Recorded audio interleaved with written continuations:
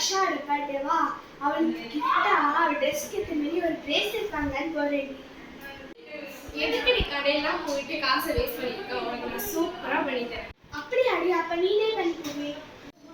சரி வாடி பண்ணித்தரேன். பிரேஸ்லெட் பண்ணுறதுக்கு பீட்ஸும் எலாஸ்டிக் த்ரெட்டும் எடுத்துருக்கோம். ஃபர்ஸ்ட் வந்துட்டு பீட்ஸ் இதில் கொட்டிக்கலாம். பார்க்க கம்மியாக தான் இருக்கும், நம்ம பண்ணும் போது கரெக்டாக இருக்கும். அப்புறமா வச்சுக்கலாம்.